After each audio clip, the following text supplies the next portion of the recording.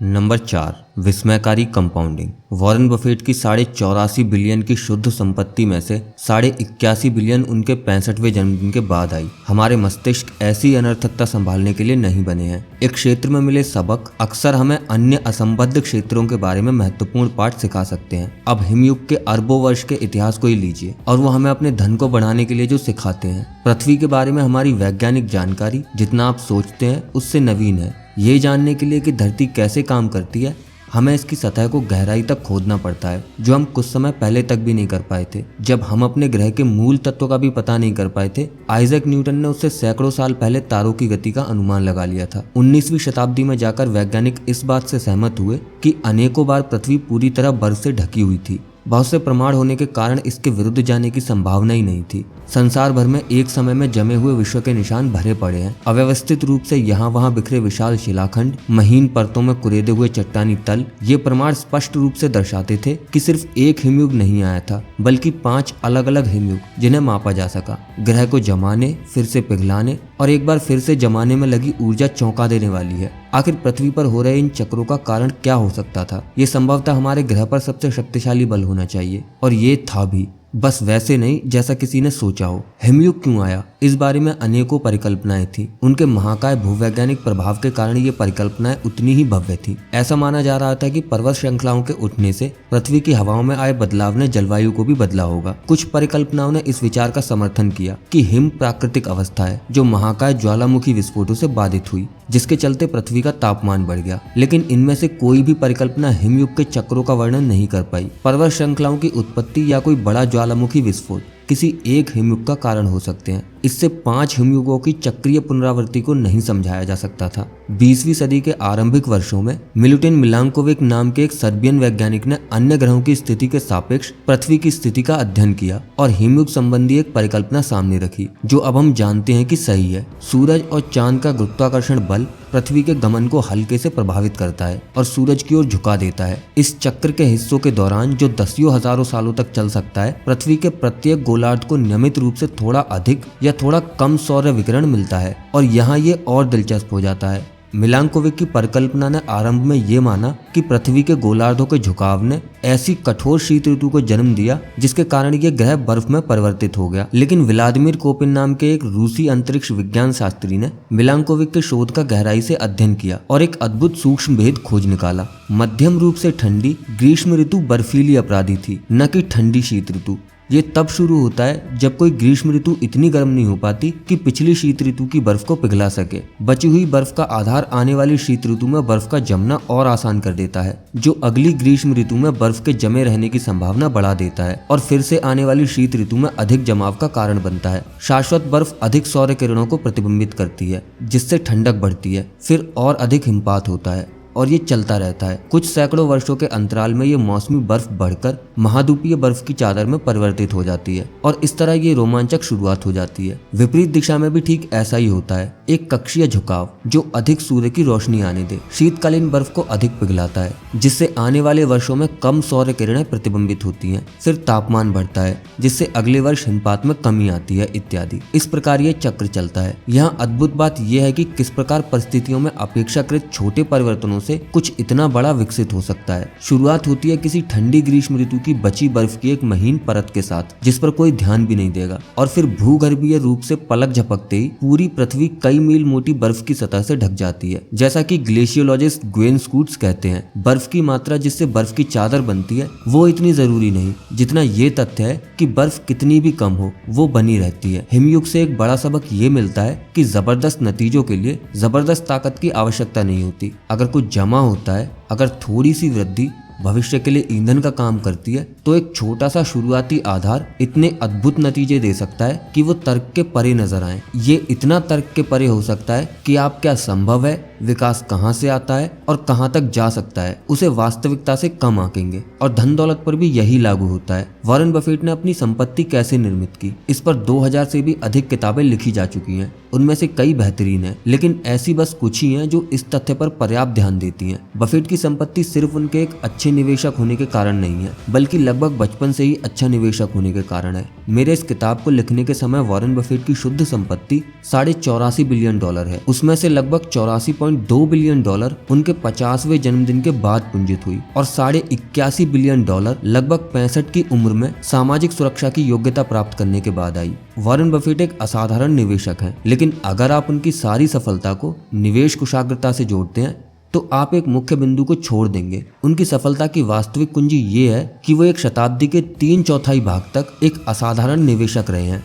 अगर उन्होंने 30 की उम्र में निवेश आरंभ किया होता और 60 की उम्र में सेवानिवृत्त हो गए होते तो शायद ही किसी ने उनका नाम कभी सुना होता। एक छोटे से विचार परीक्षण पर नजर डालिए। बफेट ने 10 वर्ष की उम्र में गंभीर रूप से निवेश शुरू कर दिया था। 30 की उम्र तक पहुंचने तक उनकी शुद्ध संपत्ति $1 मिलियन थी या $9.3 मिलियन मुद्रास्फीति से समायोजित होने के बाद। लेकिन अगर वो कोई सामान्य व्यक्ति होते जिसने अपनी किशोरावस्था और युवावस्था दुनिया घूमते हुए अपनी अभिलाषा ढूंढते हुए बिताई होती और 30 की उम्र में उनकी शुद्ध संपत्ति मान लीजिए $25,000 होती और मान लेते हैं कि वो फिर भी असाधारण वार्षिक निवेश प्रतिफल कमाने में सक्षम रहते जो उन्होंने उत्पन्न किया है 22% प्रतिवर्ष, लेकिन 60 की उम्र में निवेश करना छोड़ देते जिससे गोल्फ खेल सकें और अपने नाती पोतों के साथ समय बिता सकें, तो आज उनकी शुद्ध संपत्ति का मोटा अनुमान कितना होता? $84.5 बिलियन तो बिल्कुल नहीं, बल्कि 11.9 मिलियन। उनकी वास्तविक शुद्ध संपत्ति से 99.9% कम। प्रभावी रूप से वॉरेन बफेट की वित्तीय सफलता को उस वित्तीय आधार से जोड़ा जा सकता है जो उन्होंने अपनी किशोरावस्था में बनाया और वो दीर्घायु जिसे अपनी वृद्धावस्था में कायम रखा। निवेश उनका कौशल है, लेकिन उनका राज समय है। कंपाउंडिंग ऐसे ही काम करती है। अब इसे अलग तरह से देखिए। बफेट अब तक के सबसे धनी निवेशक हैं, लेकिन वास्तव में वो सबसे महान नहीं है, कम से कम जब औसत वार्षिक प्रतिफल से मापा जाए। हेज फंड रिनेसेंस टेक्नोलॉजीज के प्रमुख जिम साइमंस ने 1988 से लेकर 66% प्रतिवर्ष की दर से धन की कंपाउंडिंग की है। कोई भी इस रिकॉर्ड के निकट भी नहीं पहुंच सकता। और जैसा कि हमने अभी देखा, बफेट ने लगभग 22% प्रतिवर्ष की दर से कंपाउंडिंग की है, उसका बस 1/3। साइमंस की शुद्ध संपत्ति इस किताब को लिखने के समय $21 बिलियन है। वो और मैं ये जानते हैं कि ये कितना हास्यास्पद सुनाई पड़ता है। जब हम इन आंकड़ों पर नजर डालें तो बफेट से 75% कम धनी है। अगर साइमंस इतने अच्छे निवेशक हैं तो फिर ये अंतर क्यों? क्योंकि साइमंस ने 50 वर्ष की उम्र तक निवेश आरंभ नहीं किया था। बफेट की तुलना में उनके पास कंपाउंडिंग के लिए आधे से भी कम वर्ष थे। अगर जेम्स साइमंस ने बफेट की तरह 70 वर्ष की अवधि तक 66% की दर से वार्षिक प्रतिफल कमाया होता तो उनकी संपत्ति, दिल थाम कर सुनिए, 63 Quintillion, 900 quadrillion, 781 trillion, 780 billion, 748 million और $160,000 होती।